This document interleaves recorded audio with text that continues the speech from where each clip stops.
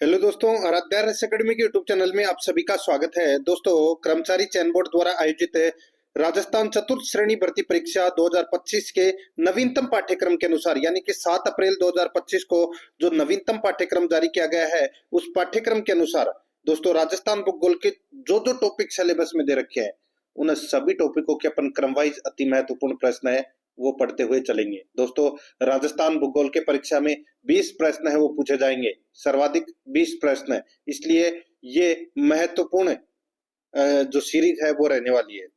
दोस्तों, इसमें आज अपन राजस्थान का स्थिति एवं विस्तार जो अपना पहला नंबर का टॉपिक है वो पढ़ेंगे। और दोस्तों, टॉप 100 प्रश्न आज मैं आपको इसमें बताने वाला हूँ। ये प्रश्न आपकी परीक्षा के लिए दोस्तों अत्यंत महत्वपूर्ण है। ये सिलेबस है राजस्थान भूगोल का, ये सिलेबस है दोस्तों चतुर्थ श्रेणी कर्मचारी परीक्षा का। देखिए यहाँ पे कोने में 20 लिख रखा है, तो 20 प्रश्न है वो परीक्षा में पूछे जाएंगे, जिसमें आज अपना देखिए पहला नंबर का पॉइंट है राजस्थान स्थिति विस्तार। ये वाला पॉइंट है वो आज अपन इसमें कवर कर रहे हैं। दोस्तों, आप प्लेलिस्ट में जाओगे तो वहां पे आपको फोल्डर मिल जाएगा राजस्थान का भूगोल चतुर्थ श्रेणी कर्मचारी भर्ती 2025 के नाम से आपको वहां फोल्डर मिलेगा, और उसका जो लिंक है वो आपको डिस्क्रिप्शन में मिल जाएगा।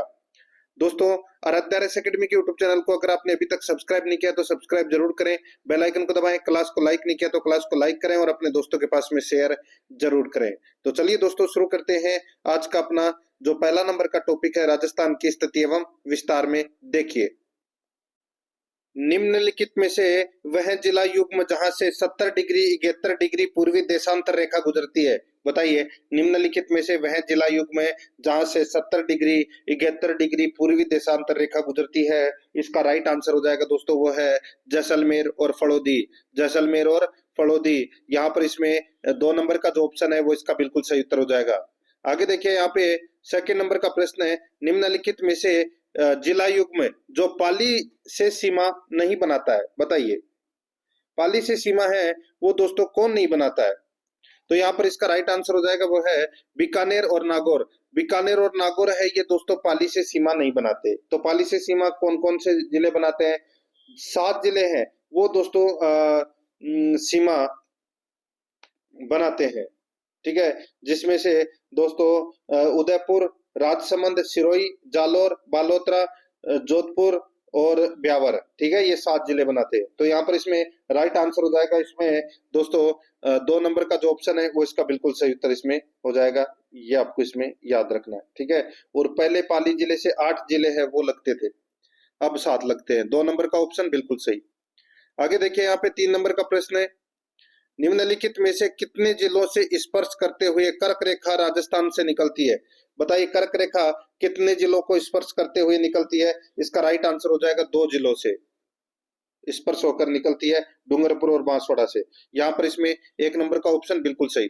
4 नंबर का प्रश्न है, इसमें देखिए वह जिला युग्म जहां सूर्य की किरणें क्रमशः सीधी तथा तिरछी पड़ती है। वह जिला युग्म जहां सूर्य की किरणें क्रमशः सीधी तथा तिरछी पड़ती है। तो यहाँ पर इसका राइट आंसर हो जाएगा दोस्तों वो है, देखिए सीधी किरणें तो है, सीधी किरणें तो दोस्तों बांसवाड़ा में पड़ती है, और तिरछी किरणें है वो गंगानगर में पड़ती है। तो यहाँ पर इसमें राइट आंसर हो जाएगा 1 नंबर का ऑप्शन बिल्कुल सही। 5 नंबर का प्रश्न है, इसमें देखिए निम्नलिखित में से वह जिला जो 26 डिग्री 1 मिनट और 28 डिग्री 2 मिनट उत्तरी अक्षांश से 69.5 डिग्री से 72 डिग्री 15 मिनट पूर्वी देशांतर के मध्य स्थित है। बताइए वो जिला कौन सा है? बहुत ही अच्छा प्रश्न पूछा गया है दोस्तों। यहाँ पर इसका जो राइट आंसर हो जाएगा, देखिए 69.5 से और 72 के बीच में तो कौन सा जिला आएगा? जैसलमेर। तो यहाँ पर इसका राइट आंसर हो जाएगा दोस्तों 2 नंबर का जो ऑप्शन है वो इसका बिल्कुल सही उत्तर इसमें हो जाएगा। आगे देखिए दोस्तों, यहाँ पे 6 नंबर का प्रश्न है, निम्नलिखित में से उस जिला युग्म का चुनाव कीजिए जिनके अक्षांश लगभग समान है। बताइए, उस जिला युग्म का चुनाव कीजिए जिसके अक्षांश लगभग समान है। तो इसका राइट आंसर हो जाएगा दोस्तों वो है अक्षांश समान है। तो दोस्तों, समान की अगर मैं बात करूं तो वो है पाली और बाड़मेर का अक्षांश है वो समान है। यहाँ पर इसमें 1 नंबर का जो ऑप्शन है वो इसका बिल्कुल सही उत्तर इसमें हो जाएगा, ठीक है। आगे देखिए, यहाँ पे 7 नंबर का प्रश्न है, निम्नलिखित जिला विकल्प समूह में से कौन सा विकल्प स्थल सीमा संलग्न है? बताइए, कौन से विकल्प में स्थल सीमा संलग्न है? यहाँ पर इसका राइट आंसर हो जाएगा वो है दौसा, भरतपुर, गंगापुर सिटी को दोस्तों अब हटा दिया गया है अलवर। ठीक है, दौसा, भरतपुर, अलवर की जो सीमा है वो दोस्तों संलग्न है। तो यहाँ पर इसमें राइट आंसर हो जाएगा 1 नंबर का ऑप्शन, बिल्कुल सही उत्तर इसमें हो जाएगा। आगे देखिए, जैसलमेर के उत्तर तथा पोखरण के दक्षिण में जुरासिक चट्टानों से निर्मित बलुआ पत्थर क्षेत्र जहां भूमिगत जल के भंडार पाए जाते हैं वह क्षेत्र कहलाता है, बताइए दोस्तों। यहाँ पर देखिए, जैसलमेर के उत्तर तथा पोखरण के दक्षिण में जुरासिक चट्टानों से निर्मित बलुआ पत्थर क्षेत्र जहां भूमिगत जल के भंडार पाए जाते हैं उस क्षेत्र को क्या कहते हैं? उस क्षेत्र को कहते हैं दोस्तों रन। क्या बोलते हैं? रन बोलते हैं। यहाँ पर इसमें राइट आंसर क्या हो जाएगा? 4 नंबर का ऑप्शन, बिल्कुल सही। नेक्स्ट आगे देखिए, पश्चिमी राजस्थान में जल संचयन के लिए बनाई गई अस्थायी झीलों को क्या कहा जाता है? अस्थायी झीलों को दोस्तों क्या कहा जाता है? इसका राइट आंसर हो जाएगा वो है दोस्तों खड़ीन या टाट कहा जाता है। ठीक है, अस्थायी झीलों को खड़ीन या टाट कहा जाता है। यहाँ पर 1 नंबर का ऑप्शन बिल्कुल सही। आगे देखिए, 10 नंबर का प्रश्न है, निम्न में से असत्य कथन का चयन करना है। दोस्तों निम्न में से असत्य कथन है वो बताना है कि कौन सा असत्य कथन है। देखिए, राजस्थान के बाड़मेर जिले की सीमा संलग्न की स्थिति दोहरी प्रकृति यानी कि अंतर्राष्ट्रीय और अंतर्राज्यीय है, बिल्कुल सही है। यानी कि पाकिस्तान के साथ में भी सीमा लगती है और गुजरात के साथ में भी सीमा लगती है, यानी कि अंतर्राष्ट्रीय और अंतर्राज्यीय दोनों है, बिल्कुल सही है। दूसरा कथन देखिए, राजस्थान की सीमावर्ती राज्यों में 5 राज्यों से सीमा लगती है, बिल्कुल सही है। पंजाब, हरियाणा, उत्तर प्रदेश, मध्य प्रदेश और गुजरात, इन 5 राज्यों से सीमा लगती है, तो ये कथन भी बिल्कुल सही हो जाएगा। आगे देखिए, राजस्थान के झुंझुनू, नीम का थाना, चूरू, ये देखिए नीम का थाना को काट दीजिए। ठीक है, राजस्थान के झुंझुनू, चूरू जिले, हरियाणा के हिसार जिले की सीमा को स्पर्श करते हैं, लेकिन हनुमानगढ़ जिले की सीमा को स्पर्श नहीं करती है। दोस्तों बिल्कुल सही बात है।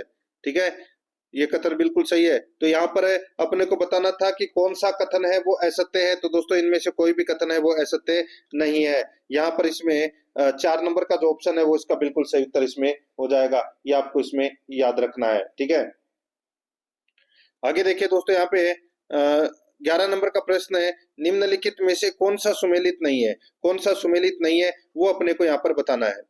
देखिए, एक तरफ प्रदेश है, दूसरी तरफ क्षेत्रफल राज्य का है। अब यहाँ पर आप देख सकते हैं दोस्तों, पूर्वी मरुस्थलीय प्रदेश है, पूर्वी मरुस्थलीय प्रदेश है, ये दोस्तों कितने प्रतिशत भाग पर है? दोस्तों ये 61.11% भाग पर है, बिल्कुल सही है। पूर्वी मैदानी प्रदेश 23% भाग पर है, ये भी बिल्कुल सही है। अरावली प्रदेश है, ये दोस्तों 9% भाग पर है और इसमें 10% जनसंख्या निवास करती है। यहाँ पर ये गलत दे रखा है। पठारी प्रदेश है वो 6.85% पर है, बिल्कुल सही है। तो यहाँ पर इसमें 3 नंबर का जो ऑप्शन है वो इसका बिल्कुल सही उत्तर हो जाएगा। 12 नंबर का प्रश्न इसमें देखिए, निम्न कथनों का परीक्षण कीजिए तथा उचित कूट की सहायता से असत्य विकल्प का चयन कीजिए। निम्न कथनों का परीक्षण कीजिए तथा उचित कूट की सहायता से असत्य कथन का अपने को क्या करना है? चयन करना है। दोस्तों यहाँ पर देखिए, इसमें राजस्थान की आकृति विषम कोण चतुर्भुज के समान है। राजस्थान की जो आकृति है वो विषम कोण चतुर्भुज के समान है। ठीक है, तो दोस्तों बिल्कुल सही है। आगे देखिए, राजस्थान भारत के उत्तर पश्चिम में स्थित प्रदेश है जिसका क्षेत्रफल भारत के क्षेत्रफल का 10.41% है, ये भी बिल्कुल सही है।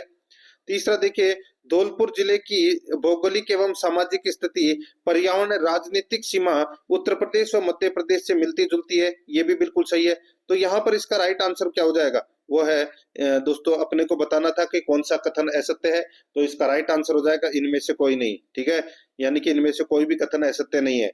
नेक्स्ट आगे देखिए, यहाँ पे 13 नंबर का प्रश्न है, निम्न में से असत्य कथन को पहचानिए। दोस्तों असत्य कथन को अपने को क्या करना है? पहचानना है और अपने को उत्तर देना है कि दोस्तों कौन सा कथन है वो असत्य है। तो दोस्तों यहाँ पर देखिए, राजस्थान की गुजरात के साथ सबसे लंबी सीमा उदयपुर की लगती है। ठीक है, यानी कि राजस्थान की गुजरात के साथ सबसे लंबी सीमा उदयपुर की लगती है, बिल्कुल सही बात है। आगे देखिए, अंतर्राष्ट्रीय व अंतर्राज्यीय सीमा बनाने वाले 2 जिले गंगानगर और बाड़मेर हैं, तो दोस्तों ये भी बिल्कुल सही बात है। आगे देखिए, मध्य प्रदेश व गुजरात मध्य प्रदेश व गुजरात के साथ अंतर्राज्यीय सीमा बनाने वाला जिला बांसवाड़ा है, तो ये भी बिल्कुल सही है। चौथा देखिए, यहाँ पर राजस्थान के अंतर्राष्ट्रीय सीमा संलग्न जिले चूरू, झुंझुनू, जयपुर, गलत हो जाएगा। अंतर्राष्ट्रीय सीमा तो दोस्तों आप सभी को पता है, गंगानगर, बीकानेर, जैसलमेर और बाड़मेर बनाते हैं। तो यहाँ पर इसमें राइट आंसर क्या हो जाएगा? 4 नंबर का ऑप्शन बिल्कुल सही, और साथ में अनूपगढ़ भी। ठीक है, 5 जिले सीमा बनाते हैं। आगे देखिए दोस्तों, यहाँ पे 14 नंबर का प्रश्न है, निम्नलिखित में से असत्य कथन का चयन करना है। दोस्तों, निम्नलिखित में से असत्य कथन अपने को बताना है कि कौन सा असत्य कथन है। दोस्तों यहाँ पर देखिए, इसमें देखिए पंजाब राज्य के 2 जिले क्रमशः फाजिल्का तथा मुक्तसर राजस्थान के साथ सीमा बनाते हैं, बिल्कुल सही बात है। राजस्थान के कुल स्थलीय सीमा बनाने वाले जिलों की संख्या 26 है। राजस्थान के कुल स्थलीय सीमा बनाने वाले जिलों की संख्या 26 है, तो ये गलत हो जाएगा। दोस्तों स्थलीय सीमा बनाने वाले जिलों की संख्या है वो दोस्तों 25 है। ठीक है, तो यहाँ पर अपना इसमें ये 25 आएगा यहाँ पे। और दोस्तों यहाँ पर देखिए, राजस्थान की गुजरात के साथ सीमा की लंबाई 1022 किलोमीटर है, तथा उत्तर प्रदेश के साथ राजस्थान की सीमा 877 किलोमीटर है। तो दोस्तों ये भी बिल्कुल सही है। तो यहाँ पर इसका राइट आंसर क्या हो जाएगा? 2 नंबर का ऑप्शन बिल्कुल सही, क्योंकि ये असत्य कथन है। 15 नंबर का प्रश्न है, निम्नलिखित में से वह जिला जो निर्माण समयावधि तथा कालक्रम में अपना 30वां स्थान रखता है, बताइए 30वां नंबर का जिला है वो कौन सा बना था?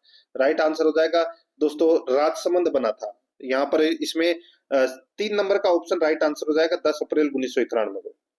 नेक्स्ट आगे देखिए, निम्नलिखित में से वह जिला युग्म जो सीमावर्ती मध्य प्रदेश से सीमा नहीं बनाते। मध्य प्रदेश के साथ में सीमा दोस्तों कौन से जिला नहीं बना था? यहाँ पर इसका राइट आंसर हो जाएगा दोस्तों, मध्य प्रदेश के साथ में भरतपुर और धौलपुर तो बनाता है, ठीक है, लेकिन यहाँ पे भरतपुर नहीं बनाता, इसलिए अपना 1 नंबर का जो ऑप्शन है वो इसका राइट आंसर हो जाएगा। ठीक है, यहाँ पर 1 नंबर का जो ऑप्शन है वो इसका बिल्कुल सही उत्तर इसमें हो जाएगा, याद रखना।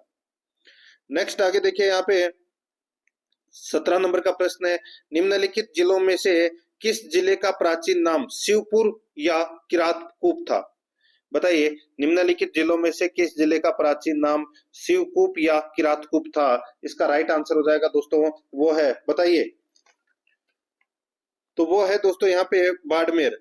2 नंबर का जो ऑप्शन है वो इसका बिल्कुल सही उत्तर हो जाएगा। आगे देखिए, राजस्थान की आकृति विषम कोणीय चतुर्भुज के आकार की है, यानी कि राजस्थान की आकृति विषम कोणीय चतुर्भुज आकार है। उक्त कथन पहली बार निम्नलिखित में से किस विद्वान ने बताया था? तो दोस्तों ये बताया था किस विद्वान ने? तो ये T.H. हेंडले ने बताया था। यहाँ पर 3 नंबर का जो ऑप्शन है वो इसका बिल्कुल सही उत्तर इसमें हो जाएगा। 19 नंबर का प्रश्न इसमें देखिए, राजस्थान को भौतिक प्रदेशों में बांटने का सर्वप्रथम प्रयास किसके द्वारा किया गया? राजस्थान को भौतिक प्रदेशों में बांटने का सर्वप्रथम प्रयास किसके द्वारा किया गया? तो यहाँ पर इसका राइट आंसर हो जाएगा वीसी मिश्रा के द्वारा। यहाँ पर 1 नंबर का ऑप्शन बिल्कुल सही उत्तर हो जाएगा, वीसी मिश्रा के द्वारा। 20 नंबर का प्रश्न है, राजस्थान में निम्नलिखित में से कौन सा क्षेत्र सतही जल द्वारा मृदा अपरदन से सर्वाधिक प्रभावित है? राजस्थान में निम्नलिखित में से कौन सा क्षेत्र है सतही जल द्वारा मृदा अपरदन से सर्वाधिक प्रभावित है? तो यहाँ पर इसका राइट आंसर हो जाएगा वो है चंबल प्रदेश। यहाँ पर 1 नंबर का ऑप्शन बिल्कुल सही उत्तर हो जाएगा, चंबल प्रदेश। 21 नंबर का प्रश्न इसमें देखिए, थार मरुस्थल के संदर्भ में निम्न में से कौन सा सुमेलित नहीं है? थार मरुस्थल के संदर्भ में निम्न में से कौन सा सुमेलित नहीं है, वो दोस्तों अपने को यहाँ पर बताना है। यहाँ पर देखिए, थार मरुस्थल का कुल क्षेत्रफल 2,38,254 वर्ग किलोमीटर है, बिल्कुल सही है। राजस्थान में थार मरुस्थल का क्षेत्रफल 1,75,000 वर्ग किलोमीटर है, बिल्कुल सही बात है। थार मरुस्थल का राजस्थान में प्रतिशत क्षेत्रफल तो ये 61.11% है, ये भी दोस्तों बिल्कुल सही है। अब दोस्तों यहाँ पर देखिए, राजस्थान के क्षेत्रफल का थार मरुस्थल, राजस्थान के क्षेत्रफल का थार मरुस्थल, ये दोस्तों यहाँ पर है 61.11% है, यहाँ पर 52% है, वो गलत दे रखा है। तो यहाँ पर इसमें 4 नंबर का जो ऑप्शन है वो इसका बिल्कुल सही उत्तर इसमें हो जाएगा। आगे देखिए, यहाँ पे निम्नलिखित में से कौन सी समवर्षा रेखा रेगिस्तान को 2 भागों में बांटती है, 2 समान भागों में बांटती है? तो वो बांटती है दोस्तों 50 सेंटीमीटर समवर्षा रेखा। यहाँ पर 2 नंबर का ऑप्शन बिल्कुल सही उत्तर हो जाएगा। 23 नंबर का प्रश्न इसमें देखिए, रेगिस्तान क्षेत्र में वायु अपरदन से निर्मित खारे पानी की अस्थायी झीलों को कहा जाता है, बताइए। दोस्तों रेगिस्तान क्षेत्र में वायु अपरदन से निर्मित खारे पानी की अस्थायी झीलों को क्या कहा जाता है? तो दोस्तों अस्थायी झीलों को पलाया कहते हैं। क्या कहते हैं? पलाया। 4 नंबर का जो ऑप्शन है वो इसका बिल्कुल सही उत्तर हो जाएगा, पलाया।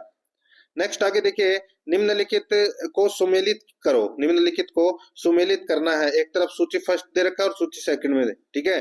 देखिए इर्ग, इर्ग किसको बोलते हैं बताइए दोस्तों, बताइए इर्ग किसको बोलते हैं? तो ये तो आप सभी को पता होगा दोस्तों, इर्ग है ये शुद्ध रेगिस्तानी मरुस्थल है दोस्तों, ये शुद्ध रेगिस्तानी मरुस्थल है। हम्मादा, हम्मादा दोस्तों किसको बोलते हैं? हम्मादा बोलते हैं चट्टानी मरुस्थल, यानी कि बालू का मुक्त प्रदेश को बोलते हैं हम्मादा। रेग बोलते हैं मिश्रित मरुस्थल को। तो यहाँ पर इसका राइट आंसर क्या हो जाएगा? 2-3-1, 2-3-1, यानी कि अपना इसमें 1 नंबर का ऑप्शन बिल्कुल सही उत्तर हो जाएगा। आगे देखिए, राजस्थान के मरुस्थलीय क्षेत्र में रेत पर बनी अर्धचंद्राकार आकृतियों को कहा जाता है। राजस्थान के मरुस्थलीय क्षेत्र में रेत पर बनी अर्धचंद्राकार आकृतियों को क्या कहा जाता है? उसको कहा जाता है दोस्तों बरखान। यहाँ पर 3 नंबर ऑप्शन बिल्कुल सही। आगे देखिए, नीचे दिए गए कोटों का उपयोग कर कर सही सुमेलित है वो करना है। सही सुमेलित है वो दोस्तों अपने को यहाँ पर करना है, ठीक है दोस्तों। इसमें देखिए ये सूची फर्स्ट और सूची सेकंड दे रखा है। ये देखिए, अब यहाँ पे आपको सारा दिख जाएगा। देखिए, वायु की दिशा के समानांतर बनने वाले बालू का स्तूप को क्या कहते हैं? बताइए। वायु के, यानी कि वायु की दिशा के समानांतर बनने वाले बालू का स्तूप को क्या कहते हैं? उसको कहते हैं दोस्तों अनुदैर्ध्य। क्या बोलते हैं? अनुदैर्ध्य बोलते हैं, ठीक है। और वायु की दिशा के विपरीत बनने वाले बालू का स्तूप है, उसको क्या कहते हैं? उसको कहते हैं दोस्तों सीप। उसको क्या कहते हैं? सीप। और देखिए, वायु की दिशा के समकोण पर बनने वाले बालू का स्तूप है वो क्या कहलाते हैं? वायु की दिशा में समकोण पर बनने वाले बालू का स्तूप है उसको क्या कहते हैं? उसको कहते हैं अनुप्रस्थ। क्या बोलते हैं? अनुप्रस्थ। और झाड़ियों के पीछे बने बालू का स्तूप है उसको क्या बोलते हैं? उसको नेबखा बोलते हैं। क्या बोलते हैं? नेबखा। तो यहाँ पर इसका राइट आंसर क्या हो जाएगा? 3-1-4-2, 3-1-4-2 इसका बिल्कुल सही उत्तर इसमें हो जाएगा, यानी कि 2 नंबर का जो ऑप्शन है वो इसका बिल्कुल सही। 27 नंबर का प्रश्न है, इसमें देखिए निम्नलिखित में से कौन सा सही सुमेलित नहीं है? बताइए कौन सा सही सुमेलित नहीं है, वो दोस्तों अपने को यहाँ पर बताना है, ठीक है दोस्तों। यहाँ पर देखिए सब्र का पीस बालू का स्तूप मुख्यतः बीकानेर जिले में पाए जाते हैं। ये कथन दोस्तों अपना क्या हो जाएगा? गलत हो जाएगा दोस्तों। जो ये सब्र का पीस बालू का स्तूप है ये जैसलमेर, जोधपुर और बाड़मेर जिलों में पाया जाता है। यहाँ पर बीकानेर है वो इसमें गलत दे रखा है। तारा बालू का स्तूप मुख्यतः मोहनगढ़ व पोखरण में पाए जाते हैं, बिल्कुल सही है। जोधपुर जिले में सभी प्रकार के बालू का स्तूप पाए जाते हैं, तो दोस्तों ये भी बिल्कुल सही है। गलत कौन सा है? 1 नंबर का। तो यहाँ पर इसमें 1 नंबर ऑप्शन बिल्कुल सही उत्तर हो जाएगा। 28 नंबर प्रश्न है, रेगिस्तान में पाए जाने वाले पर्वतों का निम्न भाग जहां रेत इकट्ठी हो जाती है कहलाते हैं, तो वो क्या कहलाते हैं? तो दोस्तों उसको बोलते हैं, बताइए उसको क्या बोलते हैं? उसको बोलते हैं पिंडमाट। क्या बोलते हैं? पिंडमाट बोलते हैं। यहाँ पर इसमें 2 नंबर का ऑप्शन बिल्कुल सही। 29 नंबर का प्रश्न इसमें देखिए, नागौर, कुचामन, डीडवाना और अजमेर जिलों के मध्य पाई जाने वाली फ्लोराइड युक्त जल पट्टी को कहा जाता है। नागौर, कुचामन, डीडवाना और अजमेर जिलों के मध्य पाई जाने वाली फ्लोराइड युक्त जल पट्टी को क्या कहा जाता है? तो दोस्तों उसको कहा जाता है कुबड़ पट्टी। क्या कहा जाता है? कुबड़ पट्टी। यहाँ पर 1 नंबर का ऑप्शन बिल्कुल सही उत्तर हो जाएगा, कुबड़ पट्टी। आगे देखिए 30 नंबर प्रश्न है, किसको माल कहा जाता है जिसका निर्माण बेसाल्ट लावा से हुआ है? किसको माल कहा जाता है जिसका निर्माण बेसाल्ट लावा से हुआ है? तो यहाँ पर इसका राइट आंसर हो जाएगा वो है हाड़ौती पठार को माल कहा जाता है जिसका निर्माण बेसाल्ट लावा से हुआ है। यहाँ पर 2 नंबर ऑप्शन सही उत्तर। 31 नंबर का प्रश्न है, निम्नलिखित में से कौन से जिलों का समूह है माल प्रदेश में सम्मिलित नहीं किया जाता? दोस्तों आप सभी को पता है हाड़ौती के पठार को माल प्रदेश कहा गया है। तो यहाँ पर हाड़ौती के अंदर कौन कौन से जिले आते हैं? कोटा, बूंदी, बारां, झालावाड़। तो यहाँ पे बांसवाड़ा, प्रतापगढ़ है वो नहीं आते। तो 3 नंबर का जो ऑप्शन है वो इसका बिल्कुल सही। आगे देखिए 32 नंबर का प्रश्न है, उदयपुर व डूंगरपुर के मध्य स्थित पहाड़ी व पठारी क्षेत्र जो मुख्य रूप से भील जनजाति का निवास स्थल कहा जाता है। बताइए। उदयपुर व डूंगरपुर के मध्य स्थित पहाड़ी व पठारी क्षेत्र जो मुख्य रूप से भील जनजाति का निवास स्थल कहलाता है, तो वो है कौन सा? तो वो है भोमट। यहाँ पर 2 नंबर का ऑप्शन बिल्कुल सही उत्तर हो जाएगा, भोमट। आगे देखिए, बांसवाड़ा व डूंगरपुर के मध्य स्थित पहाड़ी क्षेत्र को क्या कहा जाता है? बांसवाड़ा व डूंगरपुर के मध्य स्थित पहाड़ी क्षेत्र को क्या कहा जाता है? उसको कहा जाता है दोस्तों मेवल। क्या बोलते हैं? मेवल। 4 नंबर का जो ऑप्शन है वो इसका बिल्कुल सही उत्तर हो जाएगा, मेवल। आगे देखिए, पश्चिमी मरुस्थलीय क्षेत्र में बालू का स्तूप मुक्त क्षेत्र में शामिल भाग है, बताइए दोस्तों। पश्चिमी मरुस्थलीय क्षेत्र में बालू का स्तूप मुक्त क्षेत्र में शामिल भाग है, तो वो है दोस्तों पोखरण, रामगढ़, जैसलमेर, बालोतरा, फड़ौदी। तो इसका राइट आंसर हो जाएगा उपरोक्त सभी। यहाँ पर 4 नंबर का जो ऑप्शन है वो इसका बिल्कुल सही उत्तर हो जाएगा। आगे देखिए दोस्तों, यहाँ पे ये इसका क्या बताया था मैंने आपको, 33 नंबर का, हाँ मेवल, ठीक है। आगे देखिए, इसका मैंने आपको उपरोक्त सभी बता दिया। 35 का देखिए, राज्य में सर्वाधिक बालू का स्तूप कौन से जिले में है, वह किस जिले में सभी प्रकार के बालू का स्तूप पाए जाते हैं? तो मैंने अभी आपको बताया था दोस्तों, जोधपुर में सभी प्रकार के बालू का स्तूप है वो पाए जाते हैं, और सर्वाधिक बालू का स्तूप है वो जैसलमेर में पाए जाते हैं। यहाँ पर एक नंबर का ऑप्शन बिल्कुल सही उत्तर हो जाएगा। 36 नंबर का प्रश्न इसमें देखिए, रेगिस्तानी रेगिस्तानी क्षेत्र में जब वायु द्वारा रेत का जमाव अर्धचंद्राकार आकृति में किया जाता है तो निर्मित स्थलाकृति कहलाती है। रेगिस्तानी क्षेत्र में जब वायु द्वारा रेत का जमाव अर्धचंद्राकार आकृति में किया जाता है तो निर्मित स्थलाकृति कहलाती है। तो वो क्या कहलाती है? राइट आंसर हो जाएगा वो है दोस्तों तारा बालू का स्तूप कहलाती है। यहाँ पर 2 नंबर का जो ऑप्शन है वो इसका बिल्कुल सही उत्तर इसमें हो जाएगा। आगे देखिए दोस्तों, यहाँ पे 37 नंबर का प्रश्न है। देखिए, दक्षिण राजस्थान के वे जिले जिन्हें सामूहिक रूप से वागड़ कहा जाता है। दक्षिण राजस्थान का वे जिले जो सामूहिक रूप से, यानी कि जिन्हें सामूहिक रूप से वागड़ कहा जाता है, तो यहाँ पर इसका राइट आंसर हो जाएगा बांसवाड़ा, डूंगरपुर, प्रतापगढ़। यहाँ पर 1 नंबर का जो ऑप्शन है वो इसका बिल्कुल सही उत्तर इसमें हो जाएगा। आगे देखिए, 38 नंबर का प्रश्न है, अरावली के पश्चिम का वह क्षेत्र जहां पुरानी जलोढ़ मिट्टी पाई जाती है कहा जाता है। अरावली के पश्चिम का वह क्षेत्र जहां पुरानी जलोढ़ मिट्टी पाई जाती है कहा जाता है। तो इसका राइट आंसर हो जाएगा वो है बागड़। यहाँ पर 3 नंबर का जो ऑप्शन है वो इसका बिल्कुल सही उत्तर हो जाएगा, बागड़। 39 नंबर का प्रश्न है, इसमें देखिए, निम्नलिखित में से कौन सा जिला बागड़ क्षेत्र में शामिल नहीं किया जाता है? निम्नलिखित में से कौन सा जिला बागड़ क्षेत्र में शामिल नहीं किया जाता है? इसका राइट आंसर हो जाएगा वो है जोधपुर। यहाँ पर 4 नंबर का जो ऑप्शन है वो इसका बिल्कुल सही उत्तर हो जाएगा, जोधपुर इसका सही उत्तर इसमें हो जाएगा। बाकी वागड़ क्षेत्र में दोस्तों, ये बागड़ क्षेत्र है, एक है वागड़, ठीक है, जिसमें डूंगरपुर और आता है, एक है बागड़ क्षेत्र है, इसमें पाली, नागौर, सिक्कर, झुंझुनू आते हैं, जोधपुर नहीं आता। आगे देखिए, 40 नंबर प्रश्न है, राज्य में 25 सेंटीमीटर से कम वर्षा वाला क्षेत्र क्या कहलाता है? तो वो कहलाता है दोस्तों कौन सा, बताइए। राज्य में 25 सेंटीमीटर से कम वर्षा वाला जो क्षेत्र है वो कहलाता है, वो क्या कहलाता है? तो दोस्तों उसको राठी क्षेत्र बोलते हैं। क्या बोलते हैं? राठी क्षेत्र। यहाँ पर 4 नंबर का जो ऑप्शन है वो इसका बिल्कुल सही उत्तर हो जाएगा, राठी क्षेत्र। 41 नंबर प्रश्न है, चंबल नदी के अवनालिका अपरदन से निर्मित उत्खात स्थलाकृति भूमि को क्या कहा जाता है? चंबल नदी के अवनालिका अपरदन से निर्मित उत्खात स्थलाकृति भूमि को क्या कहा जाता है? तो दोस्तों इसका राइट आंसर हो जाएगा स्थलाकृति भूमि को दोस्तों क्या कहा जाता है? बीहड़ या डांग कहा जाता है। यहाँ पर 2 नंबर का ऑप्शन बिल्कुल सही उत्तर हो जाएगा। 42 नंबर का प्रश्न इसमें देखिए, निम्नलिखित में से किस जिले को डांग की रानी कहा जाता है? डांग की रानी है वो किसे कहा जाता है? दोस्तों इसका राइट आंसर हो जाएगा करौली को डांग की रानी है वो कहा जाता है। 4 नंबर ऑप्शन बिल्कुल सही। नेक्स्ट आगे देखिए, निम्नलिखित को सुमेलित करो। सूची फर्स्ट और सूची सेकंड है वो दोस्तों यहाँ पर दे रखा है। देखिए, अरावली की सर्वाधिक ऊंचाई, दोस्तों अरावली की सर्वाधिक ऊंचाई है ये कौन से जिले में है? तो दोस्तों पता होना चाहिए आप सभी को, सिरोही जिले में अरावली की सबसे ऊंची चोटी है कौन सी? गुरु शिखर। और अरावली की जो न्यूनतम ऊंचाई है वो दोस्तों कहाँ पर है? तो ये न्यूनतम ऊंचाई दोस्तों जयपुर में है। कहाँ पर है? जयपुर में। और अरावली की अरावली का सर्वाधिक विस्तार है वो दोस्तों उदयपुर में है। कहाँ पर है? उदयपुर में। और अरावली की न्यूनतम विस्तार है वो दोस्तों कहाँ पर है? न्यूनतम विस्तार है दोस्तों अजमेर में। तो यहाँ पर है इसका जो राइट आंसर क्या हो जाएगा वो है 5-3-1-4, 5-3-1-4 इसका राइट आंसर हो जाएगा। 5-3-1-4 यानी कि 2 नंबर का ऑप्शन बिल्कुल सही। आगे देखिए, 44 नंबर का प्रश्न है, मरुस्थल का ऊंचा हुआ भाग जहां कोई नदी प्रवाहित नहीं होती है कहलाता है। तो वो क्या कहलाता है दोस्तों?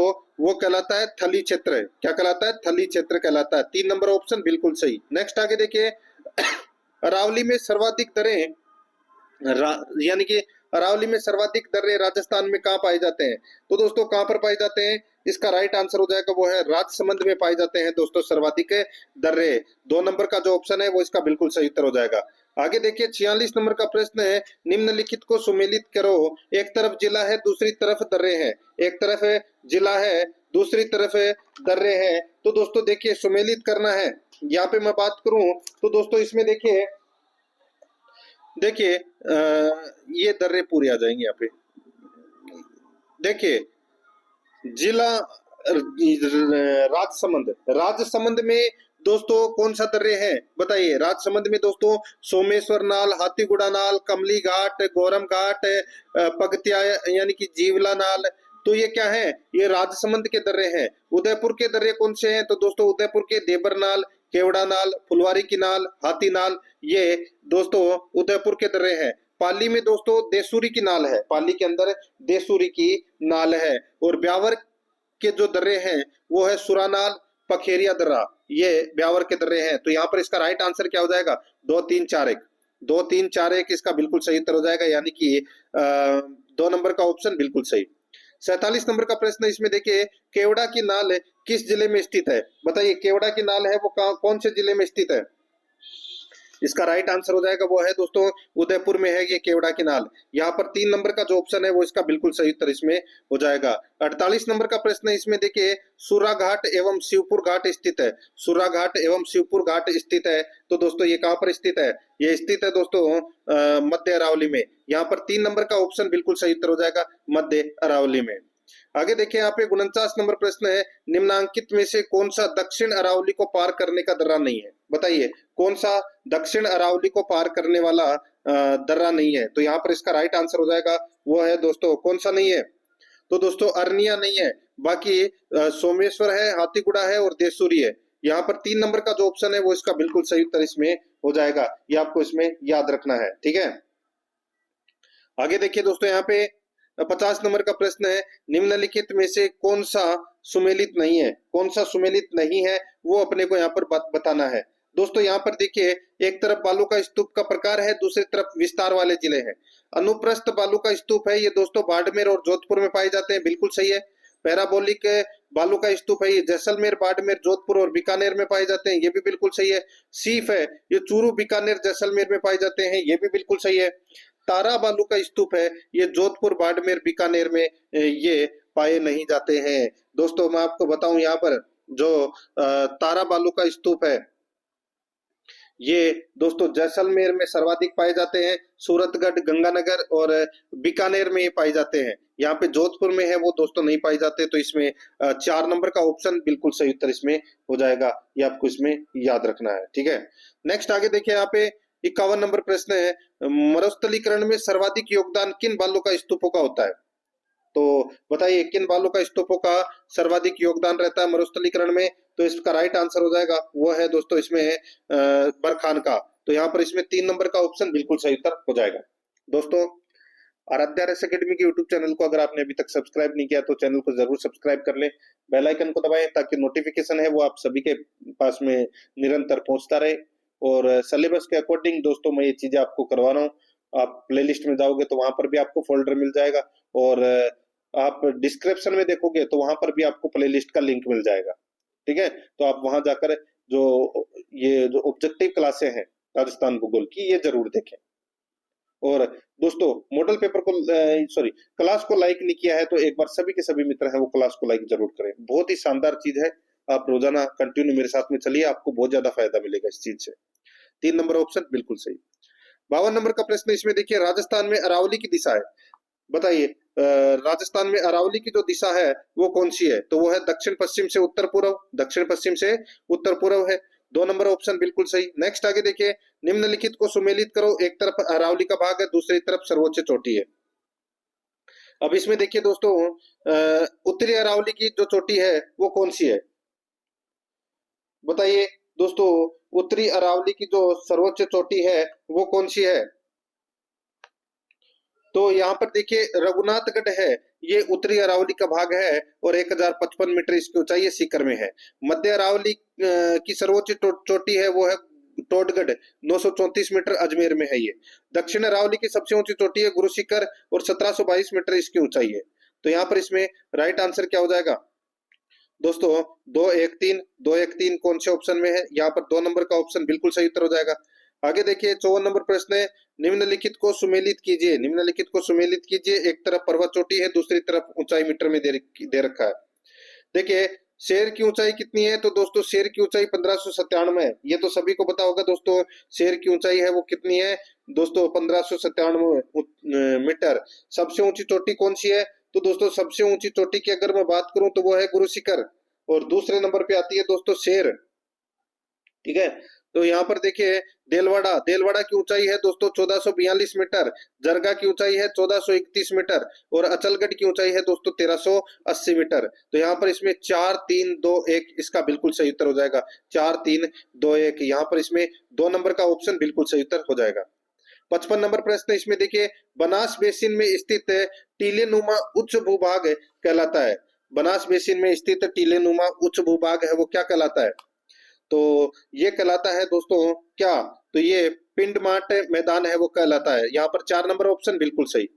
56 नंबर का प्रश्न है, इसमें देखिए राजस्थान की प्री कैम्ब्रियन चट्टानों का आधारभूत वर्णन निम्न में से किसने किया?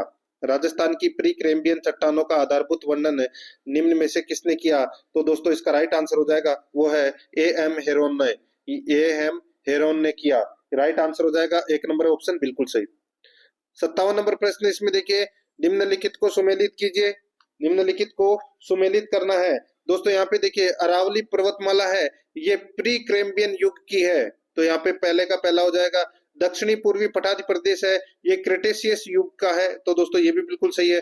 पूर्वी मैदानी प्रदेश है, ये प्लोइस्टोसिन प्रारंभिक युग का है, और थार मरुस्थल है, ये प्लीस्टोसिन युग उत्तर युग का है, तो दोस्तों ये भी बिल्कुल सही है। तो यहाँ पर इसमें 1 2 3 4 इसमें क्या है सही सुमेलित है, यहाँ पर 1 नंबर का ऑप्शन बिल्कुल सही उत्तर हो जाएगा।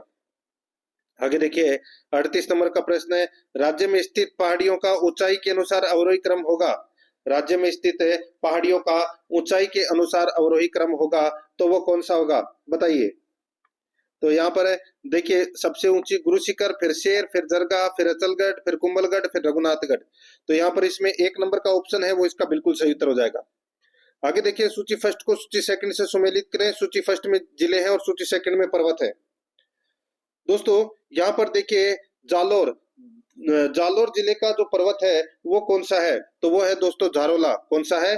झारोला। और जयपुर जिले का पर्वत है वो दोस्तों बरवाड़ा है। कौन सा है? बरवाड़ा। और अलवर जिले का पर्वत है वो भानगढ़ है, और सीकर का है रघुनाथगढ़। तो यहाँ पर 2 1 4 3 इसका बिल्कुल सही उत्तर हो जाएगा। 2 1 4 3 यानी कि 1 नंबर का ऑप्शन बिल्कुल सही उत्तर इसमें हो जाएगा।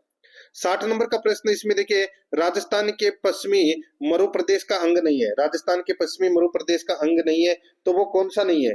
तो दोस्तों वो है विंध्यन कगार भूमि। विंध्यन कगार भूमि है, ये राजस्थान के पश्चिमी मरु प्रदेश का अंग नहीं है। बाकी नागौर उच्च भूमि है, गग्गर मैदान है, गोडवाड़ भूमि है। तो यहाँ पर इसका राइट आंसर क्या हो जाएगा? 3 नंबर का ऑप्शन बिल्कुल सही उत्तर इसमें हो जाएगा, याद रखना है। ठीक है, ये दक्षिणी पूर्वी राजस्थान पठार का हिस्सा है दोस्तों, ये विंध्यन कगार भूमि। ठीक है, 3 नंबर ऑप्शन बिल्कुल सही। आगे देखिए, राज्य में गग्गर का मैदान स्थित है। राज्य में गग्गर का मैदान है ये स्थित है दोस्तों, ये स्थित है कहां पर? तो ये गंगानगर, हनुमानगढ़ और अनूपगढ़ जिलों में है। यहाँ पर 1 नंबर का ऑप्शन बिल्कुल सही। आगे देखिए, निम्नलिखित सूची को सुमेलित कीजिए। सूची फर्स्ट में अरावली की पहाड़ियां और सूची सेकंड में दोस्तों ऊंचाई मीटर में दे रखी है। देखिए यहाँ पे दोस्तों बाबाई, बाबाई की जो ऊंचाई है वो दोस्तों कितनी है? बाबाई की जो ऊंचाई है वो दोस्तों 780 मीटर है। कितनी है? 780 मीटर। ठीक है, और देखिए तारागढ़, तारागढ़ की जो ऊंचाई है वो 873 मीटर है। 873 मीटर। और शायरा की ऊंचाई 900 मीटर है, और रोजा भाकर की ऊंचाई 730 मीटर है। तो यहाँ पर इसका राइट आंसर क्या हो जाएगा? 2 3 4 1। 2 3 4 1, यानी कि 1 नंबर का जो ऑप्शन है वो इसका बिल्कुल सही उत्तर हो जाएगा। आगे देखिए, विंध्यन कगार भूमि जिन नदियों के मध्य स्थित है वे हैं। तो राइट आंसर हो जाएगा दोस्तों, विंध्यन कगार भूमि जिन नदियों के मध्य स्थित है वे हैं। इसका राइट आंसर हो जाएगा दोस्तों, वो है इसमें चंबल व बनास। यहाँ पर 2 नंबर का ऑप्शन बिल्कुल सही उत्तर हो जाएगा। आगे देखिए, निम्नलिखित में से कौन सी पहाड़ियां मध्य अरावली श्रेणी में स्थित है? मध्य अरावली श्रेणी में स्थित है, तो यहाँ पर इसका राइट आंसर क्या हो जाएगा? वो है दोस्तों यहाँ पर मेरवाड़ा पहाड़ियां। यहाँ पर 4 नंबर का जो ऑप्शन है वो इसका बिल्कुल सही उत्तर हो जाएगा। मध्य अरावली श्रेणी में स्थित है मेरवाड़ा की पहाड़ियां। 4 नंबर ऑप्शन सही। आगे देखिए, पश्चिमी राजस्थान के रेतीले मैदान का कितना प्रतिशत क्षेत्र बालू का स्तूप मुक्त है? पश्चिमी राजस्थान के रेतीले मैदान का कितना प्रतिशत हिस्सा बालू का स्तूप मुक्त है? तो यहाँ पर इसका राइट आंसर हो जाएगा, वो है 41.5%। यहाँ पर 1 नंबर का ऑप्शन बिल्कुल सही। नेक्स्ट आगे देखिए, निम्नलिखित कथनों पर विचार कीजिए। दोस्तों, निम्नलिखित कथनों पर क्या करना है? विचार करना है, और कूट भाषा में दोस्तों अपने को उत्तर देना है कि कौन सा कथन है वो इसमें सही है। ठीक है, अच्छा, बहुत ही अच्छा प्रश्न है। देखिए, राजस्थान में बांसवाड़ा जिले में सूर्य की किरणें 21 जून को सीधी पड़ती है, बिल्कुल सही बात है। और राजस्थान के गंगानगर जिले में अन्य जिलों की अपेक्षा सूर्य की किरणों का तिरछापन अधिक है, बिल्कुल सही बात है। दोनों के दोनों कथन है वो क्या है? सत्य है। दोस्तों, अपने को सही कथन बताना था, तो यहाँ पर 3 नंबर का ऑप्शन राइट आंसर हो जाएगा। 1 और 2 दोनों ही सत्य है। 67 नंबर का प्रश्न है, इसमें देखिए, अरावली की निम्नलिखित चोटियों को उनके आरोही क्रम में व्यवस्थित करें। अरावली की निम्नलिखित चोटियों को उनके आरोही क्रम में व्यवस्थित करना है। तो दोस्तों, व्यवस्थित करना है तो इसमें देखिए, रघुनाथगढ़, कुंभलगढ़, अचलगढ़, जरगा। यहाँ पर 3 नंबर का जो ऑप्शन है वो इसका बिल्कुल सही उत्तर इसमें हो जाएगा। 68 नंबर का प्रश्न, इसमें देखिए, ऊपरमाल का पठार है में शामिल हो जाता है। ऊपरमाल के पठार में शामिल हो जाता है, क्या शामिल हो जाता है? तो वो है मालवा का पठार में। यहाँ पर 2 नंबर का जो ऑप्शन है वो इसका बिल्कुल सही उत्तर हो जाएगा, मालवा के पठार में। आगे देखिए, 69 नंबर प्रश्न है, अरावली पर्वत किस प्रकार का है? अरावली पर्वत किस प्रकार का है? तो ये अपशिष्ट प्रकार का पर्वत है दोस्तों। यहाँ पर 2 नंबर ऑप्शन सही उत्तर। आगे देखिए, जयसमंद झील के पूर्व में कौन सा पठार स्थित है? जयसमंद झील के पूर्व में कौन सा पठार है? तो वो लसाड़िया का पठार है दोस्तों। यहाँ पर 3 नंबर का ऑप्शन बिल्कुल सही, लसाड़िया का पठार। नेक्स्ट, पश्चिमी मरुस्थल का क्षेत्रफल है लगभग। पश्चिमी मरुस्थल का क्षेत्रफल है लगभग है, तो वो 1,75,000 वर्ग किलोमीटर है। यहाँ पर 3 नंबर ऑप्शन बिल्कुल सही उत्तर। नेक्स्ट आगे देखिए, निम्नलिखित में से कौन सा बेसिन पूर्वी बेसिन मैदान का भाग नहीं है? बताइए, कौन सा बेसिन पूर्वी बेसिन मैदान का भाग नहीं है? तो इसका राइट आंसर हो जाएगा, वो है लूनी बेसिन। यहाँ पर 2 नंबर का ऑप्शन बिल्कुल सही, लूनी बेसिन। नेक्स्ट आगे देखिए, निम्न में से बालू का स्तूपों का प्रकार नहीं है। निम्न में से बालू का स्तूपों का प्रकार कौन सा नहीं है? तो वो है इंसेलबर्ग। यहाँ पर 4 नंबर का ऑप्शन बिल्कुल सही उत्तर हो जाएगा, इंसेलबर्ग। 74 नंबर का प्रश्न, इसमें देखिए, जालोर सिवाना की पहाड़ियां निर्मित है। जालोर सिवाना की पहाड़ियां निर्मित है, तो दोस्तों ये जालोर ग्रेनाइट तथा रायोलाइट से निर्मित है दोस्तों ये। तो यहाँ पर इसमें 3 नंबर का जो ऑप्शन है वो इसका बिल्कुल सही उत्तर हो जाएगा। आगे देखिए दोस्तों, यहाँ पे 75 नंबर प्रश्न है, जालोर में ग्रेनाइट से निर्मित पहाड़ियां होती है, बताइए, ये गुंबदाकार होती है दोस्तों। यहाँ पर 1 नंबर का ऑप्शन बिल्कुल सही, गुंबदाकार। आगे देखिए, राजस्थान में व्रत सीमांत भ्रंश फैला है किसके सारे? व्रत सीमांत भ्रंश फैला है किसके सारे? तो दोस्तों ये फैला है बूंदी सवाई माधोपुर की पहाड़ियों के सारे। यहाँ पर 1 नंबर का ऑप्शन बिल्कुल सही। आगे देखिए, 77 नंबर का प्रश्न है, तोरावाटी की पहाड़ियां किस क्षेत्र में विस्तृत है? तोरावाटी की पहाड़ियां किस क्षेत्र में विस्तृत है? तो शेखावाटी क्षेत्र में विस्तृत है। यहाँ पर 1 नंबर का जो ऑप्शन है वो इसका बिल्कुल सही उत्तर हो जाएगा। 78 नंबर का प्रश्न है, इसमें देखिए, मारवाड़ के मैदान को मेवाड़ के उच्च पठार से अलग करने वाली पहाड़ियों को क्या कहा जाता है? मारवाड़ के मैदान को मेवाड़ के उच्च पठार से अलग करने वाली पहाड़ियों को क्या कहा जाता है? तो दोस्तों क्या कहा जाता है? तो मेरवाड़ा की पहाड़ियां कहा जाता है। यहाँ पर 2 नंबर का ऑप्शन बिल्कुल सही उत्तर हो जाएगा। आगे देखिए, बूंदी की अरावली श्रेणियों को कहा जाता है। बूंदी की अरावली श्रेणियों को क्या कहा जाता है? तो दोस्तों इसका राइट आंसर हो जाएगा, आडा वाला पर्वत है वो कहा जाता है। यहाँ पे 1 नंबर का ऑप्शन बिल्कुल सही, आडा वाला पर्वत। 80 नंबर का प्रश्न है, इसमें देखिए, निम्नलिखित में से किस जिले में हाड़ौती पठार का विस्तार नहीं है? बताइए, कौन से जिले में हाड़ौती के पठार का विस्तार नहीं है? तो यहाँ पर इसका राइट आंसर हो जाएगा, वो है इसमें सवाई माधोपुर। 4 नंबर का ऑप्शन बिल्कुल सही उत्तर हो जाएगा। 81 नंबर का प्रश्न, इसमें देखिए, राजस्थान के पूर्वी एवं पश्चिमी छोर के स्थानीय समय में कितना अंतर पाया जाता है? तो दोस्तों कितना अंतर पाया जाता है? तो दोस्तों इसमें 35 मिनट है 8 सेकंड का अंतर है वो पाया जाता है। यहाँ पर 3 नंबर ऑप्शन सही उत्तर। आगे देखिए, प्रदेश में देशांतरीय विस्तार कितना है? बताइए देशांतरीय विस्तार कितना है टोटल? तो यहाँ पर इसका राइट आंसर क्या हो जाएगा भाई? 69.5 से 78 डिग्री पूर्वी देशांतर तक। तो 69.5 से 78 के बीच में कितने अंक है? तो दोस्तों इसका जो राइट आंसर हो जाएगा वो है 8 डिग्री 47 मिनट। तो यहाँ पर इसमें 2 नंबर का ऑप्शन बिल्कुल सही है। आगे देखिए, राजस्थान में भारत पाक की सीमा पर स्थित सबसे निकटवर्ती जिला मुख्यालय कौन सा है?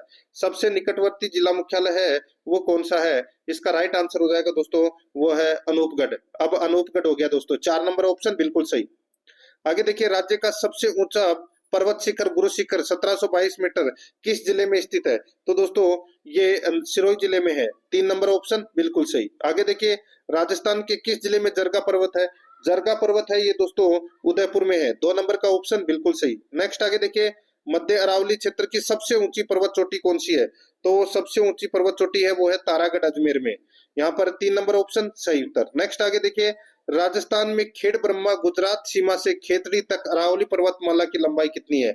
बताइए अरावली पर्वतमाला की लंबाई कितनी है? तो दोस्तों वो है 550 किलोमीटर खेड़ ब्रह्मा गुजरात सीमा से और खेतड़ी तक झुंझुनू तक। तो यहाँ पर 2 नंबर का ऑप्शन राइट आंसर हो जाएगा 550 किलोमीटर। आगे देखिए, अरावली पर्वतमाला दक्षिण पश्चिम में राजस्थान के किस जिले से प्रारंभ होकर उत्तर पूर्व की ओर जाती है? तो दोस्तों अरावली पर्वतमाला दक्षिण पश्चिम में राजस्थान के किस जिले से प्रारंभ होकर उत्तर पूर्व की ओर जाती है? तो इसका राइट आंसर हो जाएगा सिरोही जिले से प्रारंभ होती है। तो यहाँ पर 4 नंबर का जो ऑप्शन है वो इसका बिल्कुल सही उत्तर इसमें हो जाएगा। आगे देखिए दोस्तों, यहाँ पे ऊपरमाल नामक पठारी प्रदेश में निम्नलिखित में से जो जिला शामिल नहीं है वह है? बताइए ऊपरमाल के पठारी प्रदेश में कौन सा जिला शामिल नहीं है? तो दोस्तों भीलवाड़ा है, कोटा है, चित्तौड़गढ़ है, लेकिन अजमेर पाली नहीं है। यहाँ पर 4 नंबर का ऑप्शन बिल्कुल सही। आगे देखिए, 90 नंबर प्रश्न है, अरावली पर्वत श्रृंखला के प्रमुख दर्रे हैं। अरावली पर्वत श्रृंखला के प्रमुख दर्रे हैं तो दोस्तों कौन से दर्रे हैं बताइए? तो वो है देसूरी व हाथी दर्रे। ये अरावली पर्वत श्रृंखला के प्रमुख दर्रे हैं। 3 नंबर ऑप्शन बिल्कुल सही। 91 नंबर का प्रश्न इसमें देखिए, राज्य के अंतर्वर्ती जिलों की संख्या जो न तो अंतर्राज्यीय सीमा व न ही अंतर्राष्ट्रीय सीमा पर स्थित है। राज्य के अंतर्वर्ती जिलों की संख्या जो न तो अंतर्राज्यीय सीमा व न ही अंतर्राष्ट्रीय सीमा पर स्थित है। तो इसका जो राइट आंसर हो जाएगा वो है दोस्तों, बताइए कितने जिले हैं?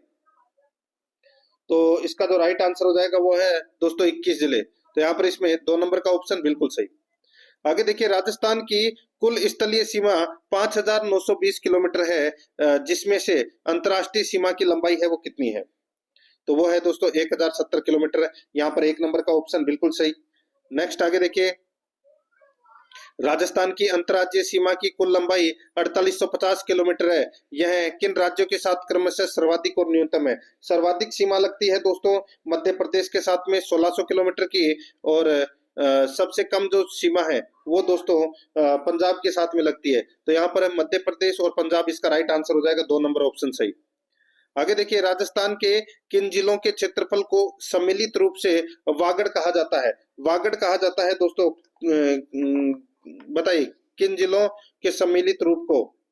तो यहाँ पर देखिए, बांसवाड़ा और डूंगरपुर, बांसवाड़ा और डूंगरपुर इसका राइट आंसर इसमें हो जाएगा। 1 नंबर यानी कि 1 नंबर का जो ऑप्शन है वो इसका बिल्कुल सही उत्तर हो जाएगा। 95 नंबर प्रश्न इसमें देखिए, निम्नलिखित में से कौन सा जिला सबसे सुदूर पूर्व में स्थित है? तो दोस्तों इसका राइट आंसर हो जाएगा वो है धौलपुर। यहाँ पर 3 नंबर का जो ऑप्शन है वो इसका बिल्कुल सही उत्तर हो जाएगा। 96 नंबर का प्रश्न है, राजस्थान के किस भाग में जनसंख्या घनत्व सर्वाधिक है? बताइए किस भाग में जनसंख्या घनत्व सर्वाधिक है? तो इसका राइट आंसर हो जाएगा पूर्वी मैदानी भाग। यहाँ पर 1 नंबर का ऑप्शन बिल्कुल सही उत्तर हो जाएगा। ठीक है, आगे देखिए, उदयपुर के उत्तर पश्चिम के कुंभलगढ़ और गोकुंदा के मध्य स्थित पठार को क्या कहा जाता है? तो दोस्तों स्थित पठार को क्या कहा जाता है? तो इसका राइट आंसर हो जाएगा वो है इसमें बोराट का पठार कहा जाता है। 1 नंबर का ऑप्शन बिल्कुल सही उत्तर हो जाएगा। आगे देखिए, 98 नंबर का प्रश्न है, राजस्थान के बारे में निम्नलिखित में से कौन सा एक कथन असत्य है? कौन सा एक कथन असत्य है वो दोस्तों अपने को यहाँ पर क्या करना है, बताना है। यहाँ पर देखिए इसमें दोस्तों राजस्थान के बारे में, ठीक है, उत्तर दक्षिण की अपेक्षा पूर्व पश्चिम विस्तार अधिक है। तो दोस्तों उत्तर दक्षिण की अपेक्षा पूर्व पश्चिम विस्तार है वो दोस्तों अधिक है, बिल्कुल सही बात है। ठीक है। और देखिए दोस्तों यहाँ पे इसकी स्थलीय सीमा 6000 किलोमीटर से कम है, दोस्तों ये भी बिल्कुल सही है। राजस्थान का अक्षांशीय अंतर 60 डिग्री से अधिक है, तो दोस्तों ये भी बिल्कुल सही है। सर्दियों में इसके अक्षांशीय विस्तार में अधिकांश यानी कि आंशिक 2 से 3 वृद्धि होती है, तो ये गलत हो जाएगा। यहाँ पर 4 नंबर का ऑप्शन है वो इसका बिल्कुल सही उत्तर इसमें हो जाएगा। 99 नंबर प्रश्न इसमें देखिए, उदयपुर के चारों ओर तश्तरी नुमा आकृति वाली पहाड़ियों की मेखला को स्थानीय भाषा में क्या कहा जाता है? उदयपुर के चारों ओर तश्तरी नुमा आकृति वाली पहाड़ियों की मेखला को स्थानीय भाषा में क्या कहा जाता है? दोस्तों स्थानीय भाषा में गिरवा कहा जाता है। 2 नंबर का ऑप्शन बिल्कुल सही उत्तर हो जाएगा, गिरवा। 100 नंबर का प्रश्न इसमें देखिए, यदि कोलकाता में जो 83 डिग्री पूर्वी देशांतर पर स्थित है, सूर्योदय का समय सुबह के 6 बजे है, तो अजमेर में जो 74 डिग्री पूर्वी देशांतर पर स्थित है, सूर्योदय का समय क्या होगा? बताइए। दोस्तों यहाँ पर सीधा सा मैं आपको बोलूं, 83 में से 74 घटा दीजिए। दोस्तों क्या करूंगा, 83 में से 74 है वो घटा दीजिए, तो कितना आ गया दोस्तों? 3 और 6 9, 9 चौका कितना हो गया? 36। ठीक है, 9 चौका यानी कि एक देशांतर बराबर कितना हो गया? 4 मिनट। एक देशांतर बराबर है 4 मिनट, तो 9 इंटू 4 करोगे तो कितना जाएगा? 36 है। ठीक है, तो यहाँ पर इसका जो राइट आंसर क्या हो जाएगा वो है दोस्तों, इसमें देखिए ये 6 में 36 और जोड़ दीजिए, 36 मिनट, तो यहाँ पर प्रातः 6:36, तो यहाँ पर इसमें 3 नंबर का जो ऑप्शन है वो इसका बिल्कुल सही उत्तर इसमें हो जाएगा। ठीक है, तो दोस्तों इसी के साथ मैंने आपको ये राजस्थान की स्थिति और विस्तार से संबंधित जो टॉपिक है ये कंप्लीट करवा दिया है। प्रश्न आपको कैसे लगे कमेंट में जरूर बताएं। कल अपना अगला टॉपिक आएगा, आप प्ले लिस्ट में जाइए, वहां पे आपको फोल्डर मिल जाएगा और डिस्क्रिप्शन में लिंक मिल जाएगा। और अध्यारस एकेडमी के यूट्यूब चैनल को सब्सक्राइब जरूर करें, बेल आइकन को दबाएं, क्लास को लाइक और अपने दोस्तों के पास में शेयर जरूर करें। मिलते हैं दोस्तों नेक्स्ट क्लास में। जय हिंद, जय भारत।